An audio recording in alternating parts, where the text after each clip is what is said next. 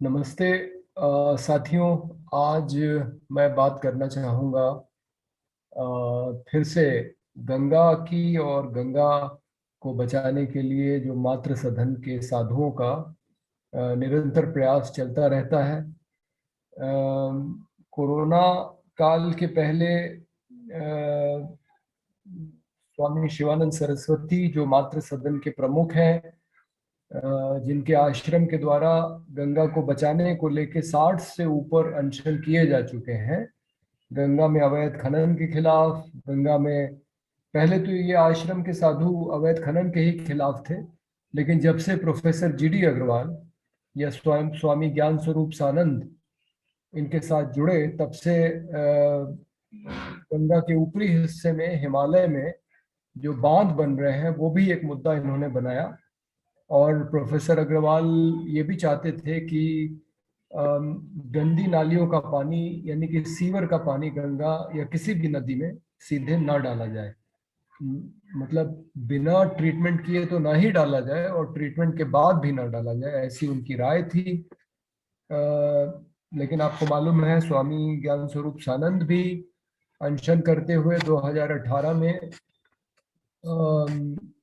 वो स्वर्ग से धार गए। एम्स ऋषिकेश में उनकी मृत्यु हुई 112 दिनों के अनशन के बाद। मृत्यु से एक दिन पहले वो मातृ सदन से उठाए गए थे पुलिस द्वारा। और उसके बाद ब्रह्मचारी आत्मबोधानंद एक लंबे अनशन पे बैठे। ठीक बनारस लोकसभा चुनाव के पहले उनका अनशन खत्म कराया गया 195 दिन के बाद। और राजीव रंजन मिश्र, महानिदेशक national mission for clean Ganga, ने कुछ वायदे किए थे, जो वायदे चुनाव जीतने के बाद भारतीय जनता पार्टी ने पूरे करने से मना कर दिए। जिसके बाद एक साध्वी बैठी, पद्मावती, और उनको भी आश्रम से उठाया गया। और कुछ अप्रिय परिस्थिति पैदा हुई, उनके ऊपर अवांछनीय आरोप लगाए गए, और वो फिर दिल्ली ले जाई गई एम्स में, और वहां काफी दिन तक भर्ती रही। उनके उठाए जाने के बाद ब्रह्मचारी आत्मबोधानंद ने अनशन शुरू किया। तो उनको भी उठा के एम्स पहुंचा दिया गया। और उसके बाद जब दोनों साधु वहां से दिल्ली से हरिद्वार आए, और सरकार ने उनके साथ जिस तरह से व्यवहार अनशन करने वालों साधुओं के साथ होना चाहिए वैसे नहीं किया, वापस आने के लिए गाड़ी तक का इंतजाम नहीं किया, जबकि पुलिस उनको हरिद्वार से लेके गई थी।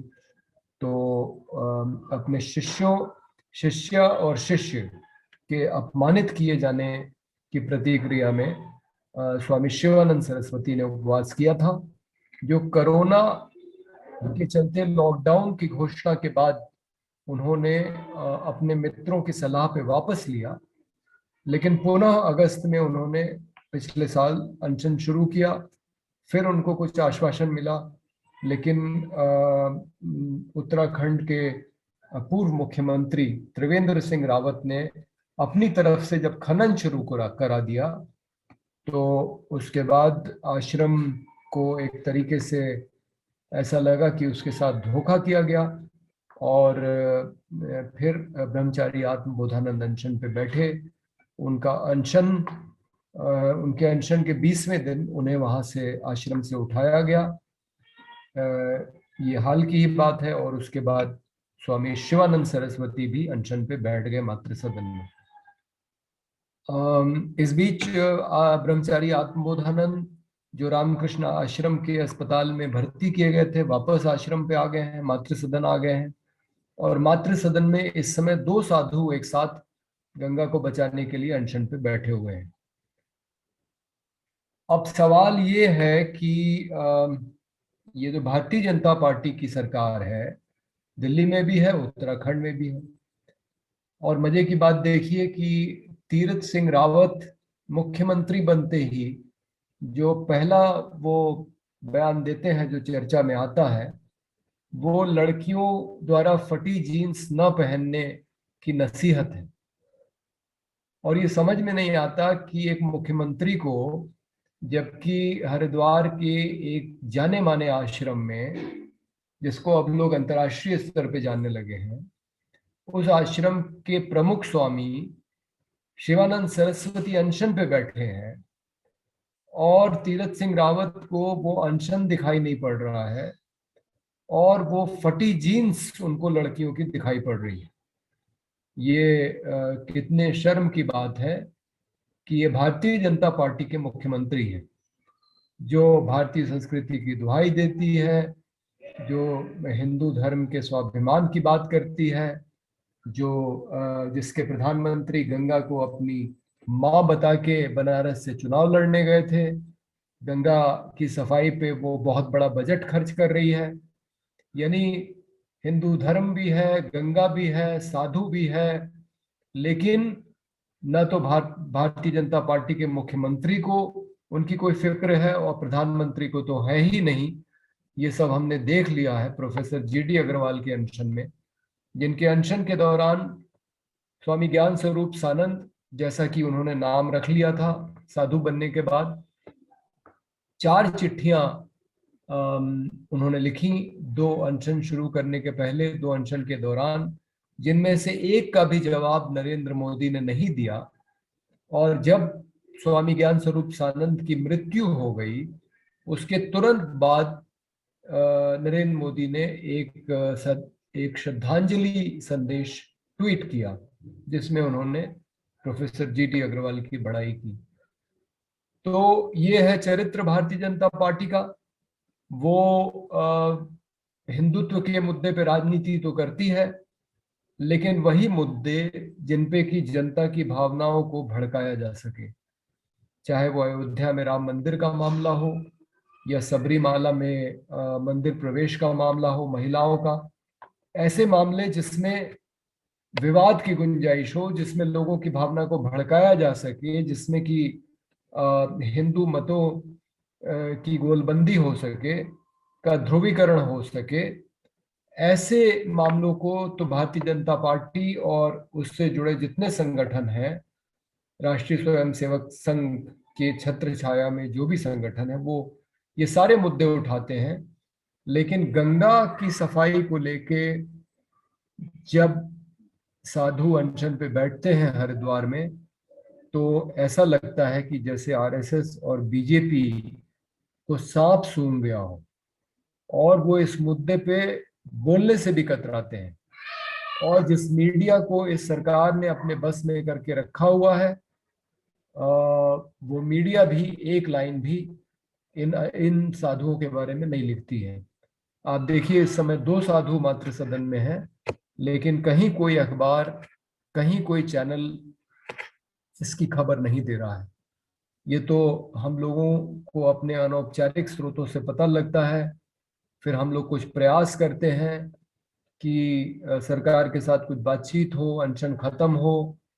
वो संभव नहीं हो पाता है, क्योंकि सरकार बहुत, ये सरकार आप देख ही रहे हैं, जब किसान आंदोलन में इतने सारे किसान बैठे हुए हैं दिल्ली की सीमा पे, और उसने 26 जनवरी के बाद वार्ता बंद कर दी है, यानी कि वो कोई समाधान निकालने के इच्छुक नहीं है।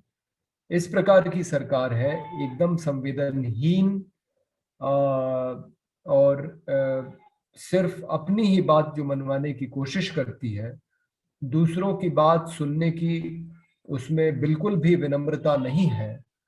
इस तरह की सरकार के सामने जब इतने सारे किसान लाचार महसूस कर रहे हैं, तो आप सोचिए कि हरिद्वार के इक्के दुक्के साधुओं का, भले ही वो कितने प्रतिष्ठित क्यों ना हो, वो अपने आप को कैसे लाचार महसूस करते होंगे। और उनके जो समर्थक हैं, जिन्होंने अपनी आंखों के सामने एक एक करके 2 साधुओं को तो मात्र सदन में अनशन करते हुए, जो बाद में अस्पताल में भर्ती हुए, उनको मरते हुए देखा, एक साधु की हत्या हुई, और चौथे साधु बनारस में अनशन करते हुए मरे 2014 में, जबकि नरेंद्र मोदी वहां से चुन के सांसद बन गए थे और देश के प्रधानमंत्री भी बन चुके थे।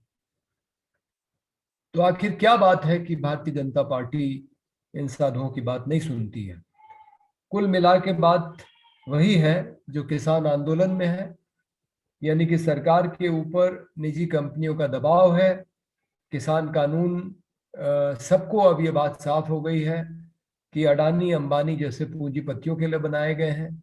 उसी तरीके से हिमालय में जो गंगा और उसके पहले, गंगा कहलाने के पहले जो छोटी छोटी नदियों की धाराएं बहती हैं, जिसमें भागीरथी है, भागीरथी को तो खैर पर्यावरणीय दृष्टि से संवेदनशील क्षेत्र घोषित कर दिया गया है, तो उस पर तो बांध नहीं बनेगा। लेकिन अलकनंदा और अलकनंदा में जो मिलने वाली नदियां हैं, जिसमें मंदाकिनी है, नंदाकिनी है, पिंडर है, धौली गंगा है, इन सब नदियों पे जो बांध बन रहे हैं, उनको बनाने का काम बड़ी बड़ी कंपनियां कर रही हैं। और सरकार इन कंपनियों को नाराज नहीं करना चाहती। यही वजह है कि अपनी मौत के पहले प्रोफेसर जीडी अग्रवाल को ये पता लग गया था कि नितिन गडकरी, जो उस समय जल संसाधन मंत्री थे, उस विभाग का नाम जल संसाधन, नदी घाटी विकास और गंगा संरक्षण कर दिया गया था। अब तो खैर उसका नाम बदल के जल शक्ति कर दिया गया है। तो ये भी एक गौर करने वाली बात है कि गंगा संरक्षण का नाम बड़े धूमधाम के साथ जिस जल संसाधन मंत्रालय में जोड़ा गया था, वो 5 साल बाद चुपचाप वो नाम वापस ले लिया गया और उस मंत्रालय का नाम जल शक्ति रखा गया है। यानी कि जल से शक्ति का निर्माण सरकार करेगी और कोई साधु चाहे अनशन पे बैठे, इसकी सरकार को कोई फिक्र नहीं है। तो खैर, ये जो बड़ी कंपनियां हैं जो बांध बना रही हैं, उनके लिए सरकार ने तय किया कि कम से कम 30% गंगा का जो प्राकृतिक बहाव है वो उसमें बना रहे, बांध के कारण उसको इससे कम न रोका जाए। जबकि जो आईआईटी कंसोर्शियम की रिपोर्ट थी, जिसमें कई आईआईटी के प्रोफेसर शामिल थे, उनकी संस्तुति ये थी कि गंगा में कई जगहों पे जहां खास करके बांध और बराज वगैरह बने हैं, वहां पे कितना उसमें प्रवाह होना चाहिए था, ये उसने संस्तुति की थी। औसत करीब 50% प्रवाह की संस्तुति थी।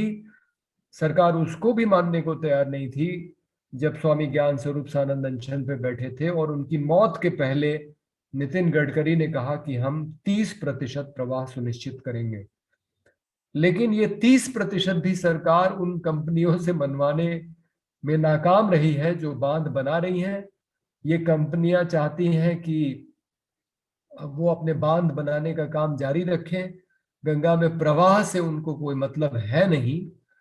तो ये बड़ी अजीब बात है कि गंगा, जो इस देश में एक पवित्र नदी मानी जाती है, जिसके पानी में लोग स्नान करके ऐसा मानते हैं कि उनको पापों से मुक्ति मिल जाती है, जिसका पानी इतना शुद्ध माना जाता है कि लोग कहते हैं कि उसको बोतल में बंद करके रख दो तो वो सड़ेगा नहीं। जिस देश में गंगा की ये मान्यता है और ये सबको मालूम है कि वो एक प्राकृतिक तरीके से बह रही है, हिंदू धर्म के लोग तो ये भी मानते हैं कि वो शंकर जी की जटा से निकल रही है, क्योंकि जब राजा भागीरथी ने ये गंगा को धरती पे उतारने का प्रयास किया और गंगा ने कहा कि मेरा वेग ये धरती कैसे संभालेगी, तो शंकर जी की तपस्या करके ये तय हुआ कि पहले शंकर जी उसको अपनी जटा में बांधे और फिर वो धरती पे उतरे। तो ये चाहे आप हिंदू धर्म की मान्यता को लें या आप प्राकृतिक जो जो बहाव है गंगा का वो लें, ये तो तय है कि ये सब कुछ मनुष्य से परे है। लेकिन अब निजी कंपनियां ये तय कर रही हैं कि गंगा में कितना प्रवाह रहेगा, यानी कि हिंदू धार्मिक मान्यताओं से परे और जो प्राकृतिक जो एक प्रवाह उसमें है, प्रकृति के नियम के अनुसार जो बह रही है, इसमें अब सीधे सीधे निजी कंपनियों का हस्तक्षेप है और बड़े शर्म की बात है कि सरकार की अब इसमें कोई सरकार का अब इसमें कोई नियंत्रण नहीं रह गया। वो निजी कंपनियों को ये निर्देशित नहीं कर सकती कि वो 50% फ्लो, जैसा कि आईआईटी कंसोर्शियम रिपोर्ट ने कहा, या 30% ही सही, जैसा कि नितिन गडकरी ने प्रोफेसर जीटी अग्रवाल को वायदा किया था, उस प्रवाह को बनाए रखा जाए। और अभी हाल में उत्तराखंड में फिर दुर्घटना हुई। एक 2013 में बड़ी बाढ़ आई थी जिसमें भयंकर तबाही हुई, और उस समय भी रवि चोपड़ा साहब की रिपोर्ट, जिनको उस समिति का अध्यक्ष सर्वोच्च न्यायालय ने बनाया था, जिस समिति का काम इस बात का अध्ययन करना था कि बांध में जो नुकसान हुआ उसकी क्या वजहें हैं, और इस समिति की रिपोर्ट में रवि चोपड़ा ने साफ साफ कहा है कि बाढ़ से नुकसान ज्यादा वहां हुआ जहां बांध बने थे, बांध के तुरंत पहले और बांध के तुरंत बाद, यानी बांधों को नुकसान का एक बड़ा बड़ा कारण बताया गया। इसके बावजूद हिमालय में बांध बनते चले जा रहे हैं, कंपनियां धड़ल्ले से बना रही हैं, सरकारें उनको बनाने दे रही हैं। कई बांधों में पर्यावरणीय अनुमति नहीं ली गई है, दूसरी जो अनुमति ली जानी चाहिए विभिन्न समितियों से वो नहीं ली जाती है, जिस वजह से एक बार मनमोहन सिंह की सरकार में रवि चोपड़ा, राजेंद्र सिंह और एक और सज्जन थे, 3 लोगों ने इस्तीफा दे दिया था कि बिना सरकार को बताए ये कंपनियां बांध बनाने का काम शुरू कर देती हैं, बिना उचित अनुमति लिए बगैर। तो ये इस तरह से इन कंपनियों का खेल चल रहा है, और सरकार इनको इनको कोई भी दिशा निर्देश दे पाने में अक्षम है। और अभी फिर एक दुर्घटना हुई, और उसमें वो बांध जिसको कि प्रोफेसर जीडी अग्रवाल के जाने के बाद स्वामी शिवानंद सरस्वती ने मांग की थी राजीव रंजन मिश्र से कि 3 या 4 बांधों पे काम को रोका जाए, और उसमें वो बांध शामिल था जहां पे हाल में दुर्घटना हुई, जहां ज्यादा क्षति हुई। और एक तरीके से देखा जाए तो प्रोफेसर जीडी अग्रवाल ने इस बात को समझ लिया था और पहले ही देख लिया था कि ये जो बांध बन रहे हैं वो दुर्घटना के केंद्र हो सकते हैं, या दुर्घटनाओं को अंजाम देने में जिनकी एक भूमिका हो सकती है। और इसीलिए उनकी मांग थी कि बांधों का बनाना बंद किया जाए। बंद नहीं हुआ, और फिर आखिरकार वहां पे दुर्घटना हो ही गई। मेरे ख्याल से विष्णु घाट पीपल कोटी उस बांध का नाम है, अगर मुझे ठीक से स्मरण है तो। विष्णु घाट पीपल कोटी और 2 अन्य बांध, इनको रोकने की मांग स्वामी शिवानंद सरस्वती ने राजीव रंजन मिश्र से 2019 का जब अनशन समाप्त हुआ ब्रह्मचारी आत्मबोधानंद का, तो की थी। तो ये सारा खेल सरकार का, बांध की कंपनियों का ज्यों का त्यों चल रहा है। और जैसा मैंने बताया कि उसमें उत्तराखंड के जो पूर्व मुख्यमंत्री थे उन्होंने भी, जबकि केंद्र सरकार ने खनन को रोका था गंगा में, हरिद्वार में, लेकिन उसको उन्होंने अपनी तरफ से चालू करा दिया। इन सब से आहत होके साधु फिर से अनशन पे बैठे हैं, लेकिन उनकी कोई बात नहीं सुनी जा रही है। तो हमने ये तय किया है कि सरकार तो सुनेगी नहीं, न्यायालय सुनेंगे नहीं, मीडिया कोई इस पर लिख नहीं रही है, कुछ लोगों को बता नहीं रही है, तो फिर आखिर में हम जैसे कुछ गिने चुने लोगों के ऊपर ही ये जिम्मेदारी आ पड़ती है कि हम जो भी कर सकें करें। और हम लोगों ने तय किया है अभी 15 फरवरी को, जब मैं 15 फरवरी को ही जब मैं वहाँ पे कलकत्ता में था, 15 मार्च को शायद, 15 मार्च था, क्षमा करें, तो ये तय हुआ कि 3 अप्रैल को हरिद्वार मातृ सदन में एक बैठक बुलाई जाए जिसमें नदी बचाओ जीवन बचाओ आंदोलन के तपसदास और उनके सारे साथी कल्लोल रॉय और जो भी वहां से आ सके वो आए। कलकत्ता में एक बहुत सक्रिय आंदोलन है नदी बचाओ जीवन बचाओ आंदोलन, जो लगातार वहां की नदियों पे काम कर रहा है। और ये साथी इन्होंने ही पहल ली थी 15 मार्च वाली मीटिंग की, और हम सब लोगों को प्रेरित किया है कि हम वहां पे इकट्ठा हों 3 अप्रैल को, और जो भी बन पड़े वो करें। तो 3 अप्रैल को एक बैठक मातृ सदन हरिद्वार में रखी जा रही है, और जो भी साथी मेरी बात को सुन रहे हैं, अगर हो सके तो आप भी मातृ सदन आइए। कम से कम जो हमारे साधु बैठे हैं अनशन पे, ब्रह्मचारी आत्मबोधानंद और स्वामी शिवानंद सरस्वती, उनके साथ खड़े होइए, उनको अपना समर्थन दीजिए, क्योंकि ये साधु अलग थलग पड़ गए हैं। हरिद्वार का जो साधु समाज है, जो मंदिर मठ है, वो भी इनका साथ नहीं दे रहे हैं, क्योंकि बाकी मंदिर मठों में खनन माफिया चंदा पहुंचा देता है। तो सब लोग इनके खिलाफ हैं, जो भी कुछ कर सकते हैं। और आम जनता भ्रमित है, क्योंकि कई तरह की अफवाहें फैलाई गई हैं हरिद्वार में। इसलिए जो समझदार लोग हैं, जो चीजों को समझते हैं, उनकी जिम्मेदारी है कि इन साधुओं का साथ दें, ताकि अंततः ये अपने उद्देश्य में सफल हों। गंगा में अवैध खनन रुके, गंगा पे हिमालय में जो बड़े बड़े बांध बनाए जा रहे हैं उनको रोका जाए, ताकि गंगा का प्राकृतिक प्रवाह सुनिश्चित किया जा सके, बिना जिसके गंगा को अपने को साफ रखने की जो क्षमता है वो खत्म हो जाएगी।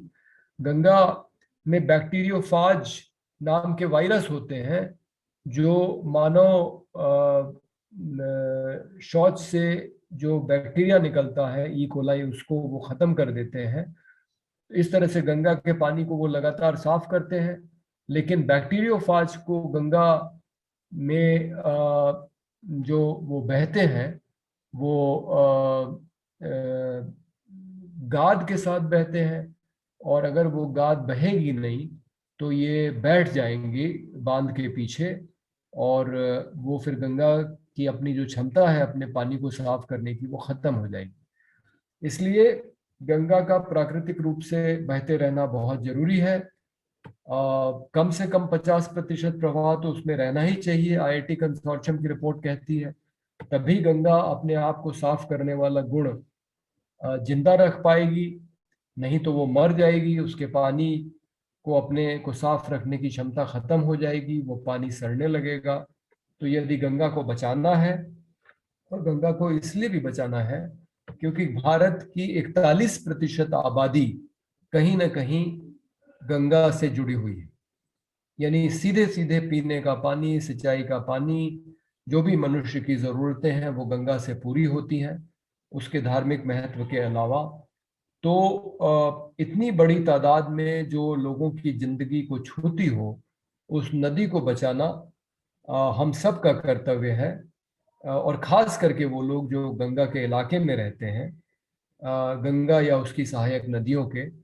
तो आप जो लोग भी इस बात को सुन रहे हैं, बड़ी मेहरबानी होगी कि अगर आप 3 अप्रैल को हरिद्वार पहुंचे और मातृ सदन के साधुओं के साथ खड़े हों, विचार विमर्श करें और तय करें कि हम एक साधारण नागरिक के रूप में हम क्या कर सकते हैं।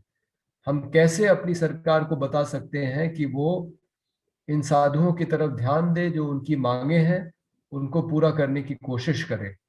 लेकिन ये जो अंधी बहरी गूंगी सरकार है, इसको कैसे संवेदनशील बनाया जाए, ये बहुत टेढ़ा काम है, जो किसान आंदोलन से हम लोग को समझ में आ रहा है। इसलिए ये भी एक कोशिश है कि किसान आंदोलन और गंगा के सवाल को भी जोड़ा जाए, ताकि किसान नेता भी जहां संभव हो वहां गंगा की बात कर सकें। और पानी तो खेती का एक मुख्य सहारा है, बिना पानी के खेती हो नहीं सकती। गंगा का ही पानी नहरों के माध्यम से उत्तर भारत के किसानों के खेतों में पहुंचता है। तो इसलिए भी गंगा का बहते रहना जरूरी है। किसान आंदोलन की भी ये आवश्यकता है, और हम उम्मीद करते हैं कि गंगा का मुद्दा किसान आंदोलन में भी जल्दी ही उठेगा।